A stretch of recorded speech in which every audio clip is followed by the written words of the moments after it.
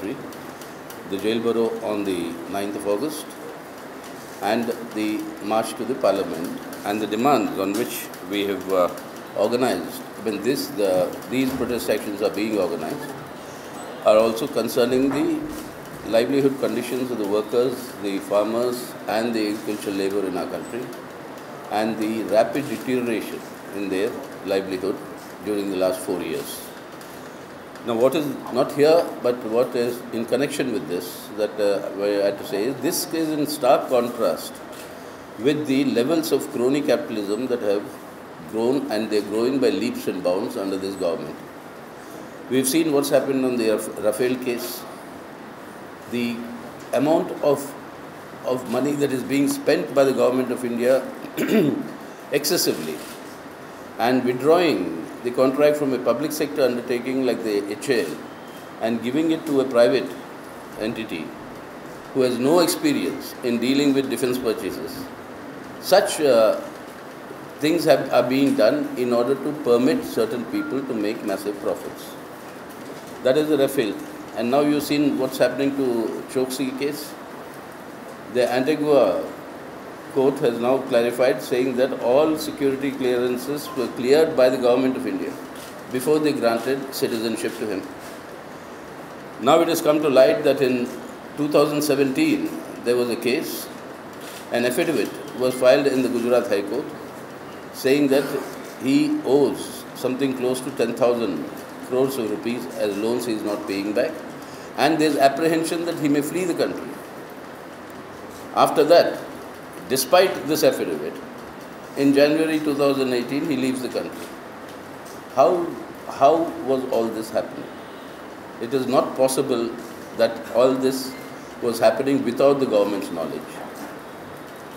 And while the plight of the working people, majority of the people, continues to deteriorate sharply, this is the loot of the country that is taking place under this Modi government.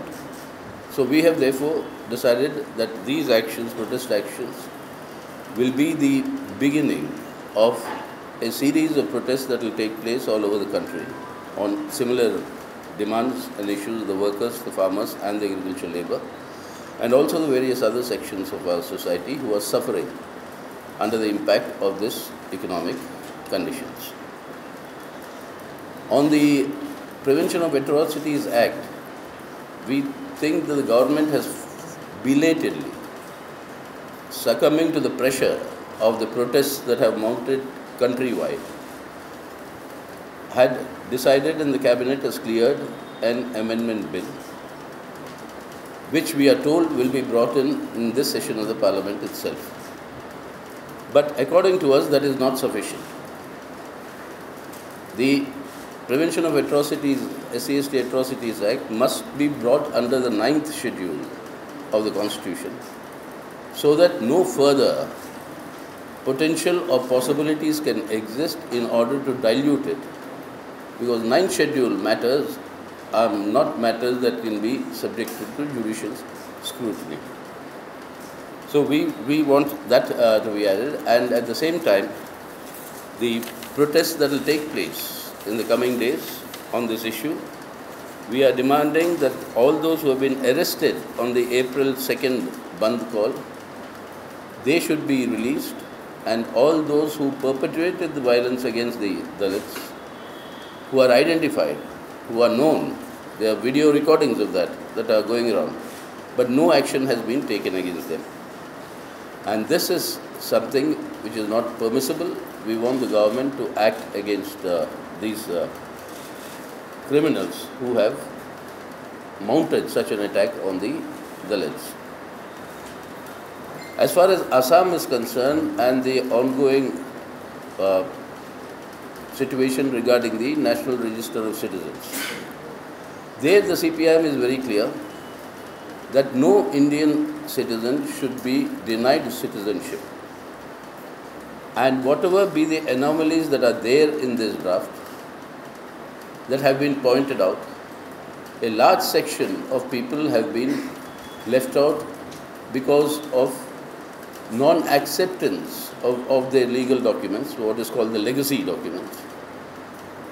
despite the court ruling saying that the panchayat certificates are admissible. These anomalies must be cleared and corrected. People of the same family, a brother is there, the sister is not there. For twins, one twin is an Indian citizen, the other twin is not an Indian citizen.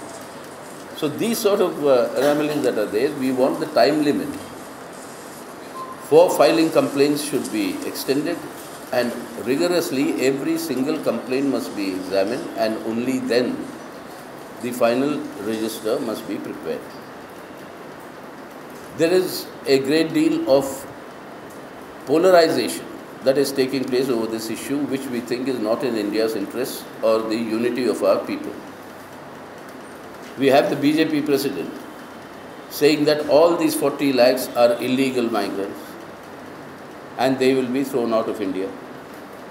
You have the Union Home Minister saying that all complaints will be addressed, will be looked into. But these contradictory things are coming from the BJP leadership itself. The BJP is out to polarize the situation and try to utilize the benefits of such a polarization for itself electorally. On the other hand, you have also a sub-nationalism polarization by the Trinamool Congress. The Trinamool Congress has claimed that Bengalis have been left out, when the fact is there is not only Bengalis, not only anybody belonging to one particular religion, but there is a cross-section who is being left out. It's an assortment. All this should be corrected, as I said.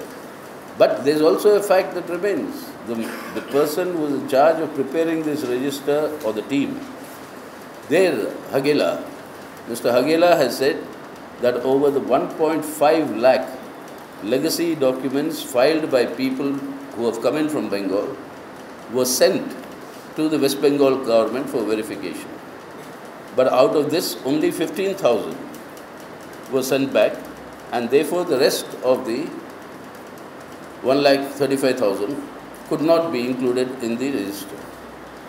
Why did the West Bengal government not send back? If this is the sort of an attitude the Chief Minister is now showing, why was this not done through the legal courts when it was being asked that they should furnish the evidence?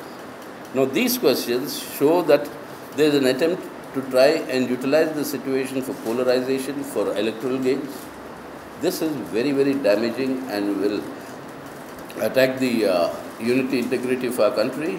So therefore, the CPIM Polit Bureau has appealed to the people to maintain calm and go through the legal process of corrections, and to the authorities concerned to extend the time limit so that further tensions are not generated over this issue.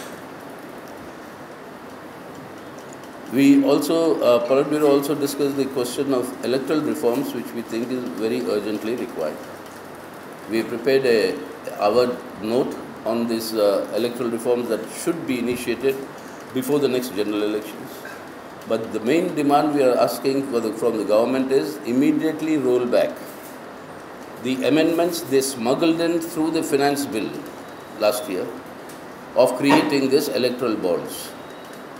The electoral bonds are nothing else but legalizing political corruption, and it is the route for money laundering.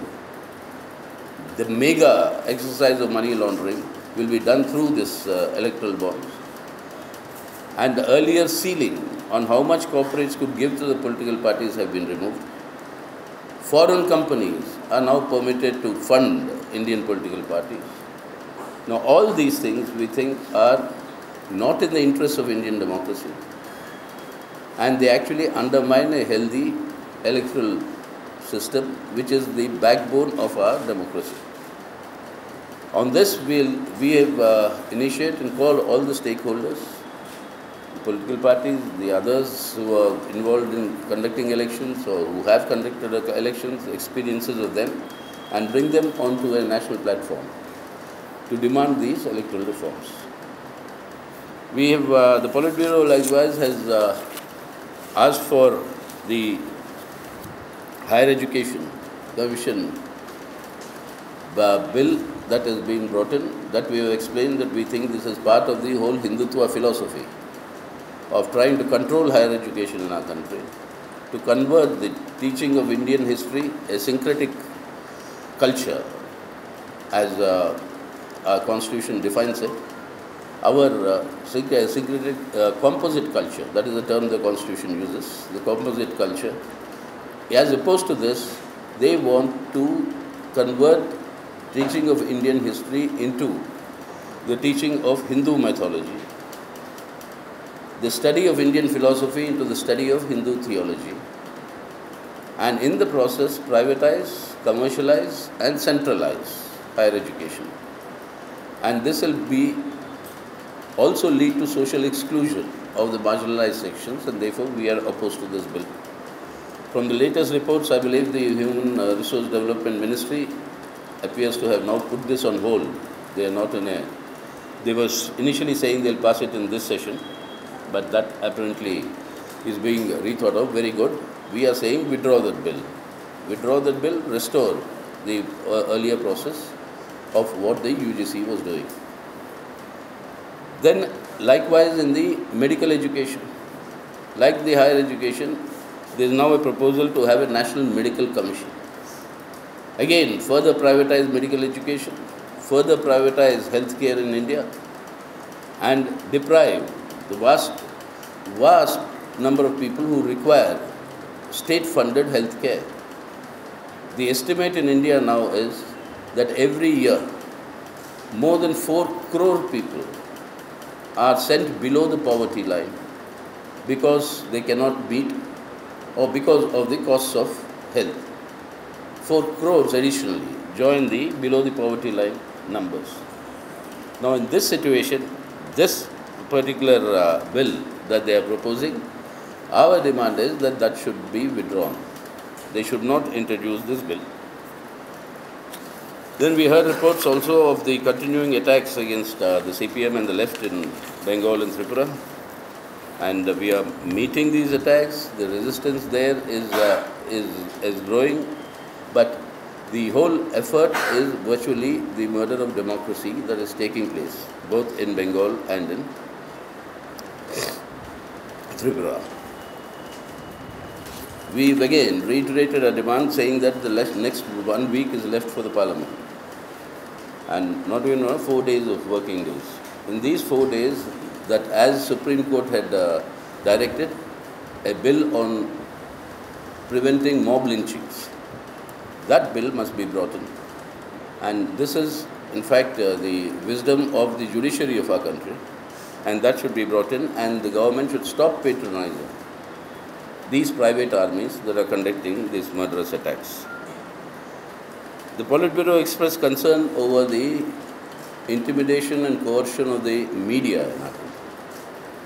I mean, we are very, very particularly distraught at the fact that media houses are being intimidated, coerced. I mean, initially to propagate what the government wants, and anything slightly critical of that. That particular media house or and journalists in particular, they are being targeted and hounded. This is a very, very serious assault on our democracy. This is an assault, an authoritarian assault, which appears much worse than what happened during the internal emergency imposed by Mrs. Gandhi.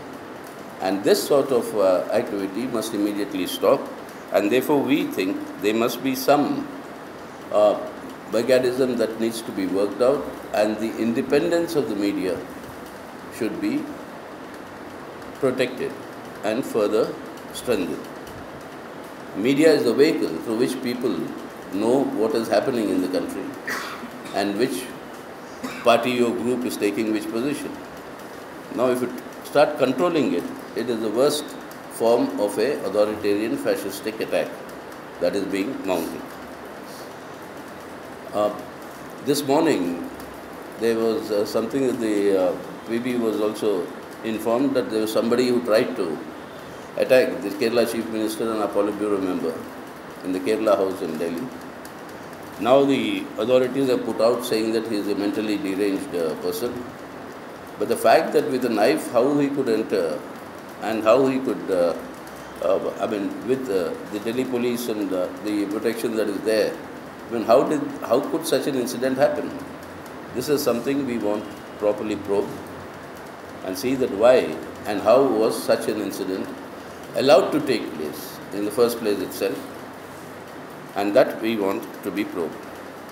Finally, with Mr. Imran Khan's election and virtual, is the PM designate of Pakistan, he has made, among many other things, in his first address to the nation, Pakistan, he has also talked about talks with India over Kashmir.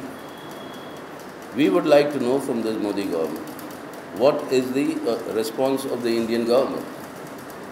Many political parties, in fact almost all of them, in the state of Jammu and Kashmir, except for the BJP, have welcomed this offer and said that India should respond positively. What is the government's thinking? That is something we want to know, and we ask the government to furnish these answers. So the Polit Bureau also discussed the forthcoming elections and what would be the possible tie-ups that we can have in the states in accordance with our party Congress decision that our electoral tactics will be determined by maximization of the anti-BJP vote, because the imperative is to defeat the BJP in this coming elections. The state committees have been asked to discuss in detail. Some state committees have already sent in their proposals. The others will do so, and on 26th of September, the Polit Bureau will meet and take stock of all these assessments, and on the 5th, 6th and 7th of next month of October, the Central Committee, that will finalize the tie-ups and the seat adjustments or whatever will happen in these various states. So this in short is our two-day meeting, content of our discussions.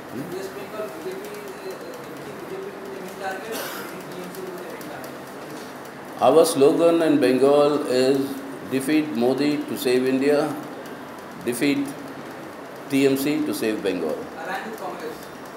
That, as I said, state reports will come and we'll tell you by the end of the month. Okay.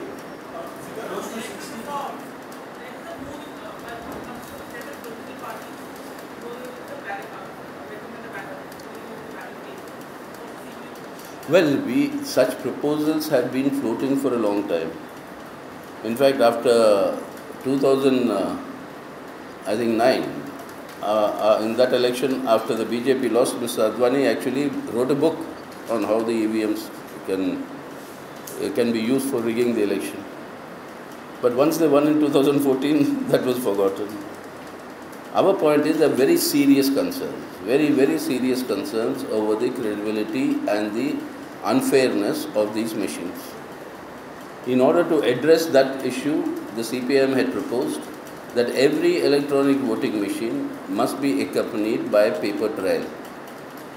That paper trail should satisfy the voter that the button he or she has pressed, is where the vote has gone. The Election Commission then told us officially it won't be possible for 100% coverage. Then it was agreed that it will be at least 20% coverage. And they will be tallied to see, to find out how these anomalies can be corrected. Now the 20% also has been reduced to 10% coverage. And in practice, what is happening is that it is not even 1% coverage. There is only one booth in one constituency where the paper trial is being done, and even that is beset with a lot of technical problems. The paper trail uses what is called a thermal paper. A thermal paper when it's exposed to light, nobody, even if you or I go to vote, by the time the printout comes out and it comes out under the light of the machine, you can't see where that vote has been cast, on what symbol. And that is resulting in EVMs breaking down. So we said these are serious matters that have to be addressed and addressed urgently. So we think that the Election Commission should call all the political parties, all the registered parties, and when such demands for whether to revert back to the ballot or whether to continue with this thing, what are the corrections, etc., that we'll discuss with the other political parties. But right now, these corrections will have to be brought. I'm sorry? Well, let us see what the Election Commission has to say. We'll have to see the pros and cons of all the arguments they give. They themselves promised 10% when they themselves first agreed to 20%, when we said 100%. Then from 20% they reduced to 10%. Now they have reduced to less than 1%. So what is the Election Commission up to? That is where I think it is incumbent upon the Election Commission to address these doubts. And please remember, it's never happened in India's history so far in the 70 years. All the former election commissioners, chief election commissioners who were alive, had gone and met the present election commission and said the credibility of the election commission among the people must be restored. That is the reports that appeared in sections of the media. So therefore, this must be seriously addressed by them.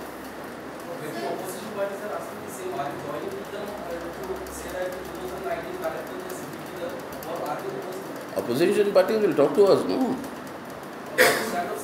I mean, we are a party with whom all opposition parties talk. So I don't have to wait for the talking to be through your medium. We'll talk. We'll talk. Let them contact me. Close to 16 cases were there of Mehul Choksey when he was given a clean sheet by the police and MEA. How do you see the news? Who? Chair of Mehul Choksey. I told you, no. I said that earlier. I said these are questions the government has to answer. How was it, after an affidavit was filed in the Gujarat High Court in the later part of 2017, how in January 2018 he was allowed to leave? I mean, that affidavit says clearly some 9,000, close to 10,000 crores is what he owes, and there is a danger that he may be fleeing the country. In spite of that, how do they go? Mehul Bhai, that's the only answer. That is the only answer we can think of. Yeah.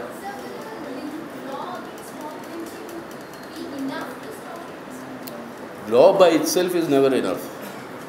Even the present cases of mob lynching can be stopped by the use of existing laws. The existing CRPC has got sufficient scope for preventing such mob lynching. If the mob lynching is patronized by the state, if in the name of Gaurakshaks, in the name of moral policing, in the name of love jihad, in the name of child lifters, if the government and the law enforcing authorities turn a blind eye, law by itself will not help. But a comprehensive law will help because it puts greater pressure on these agencies. You have union cabinet ministers going and garlanding people who have, lynched, people on false rumors. You have the identity of most of these people is known. No action is taken against them.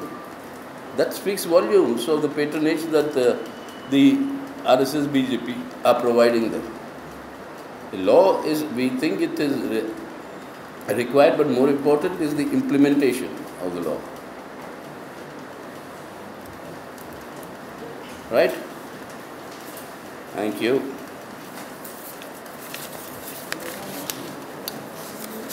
क्या बात आज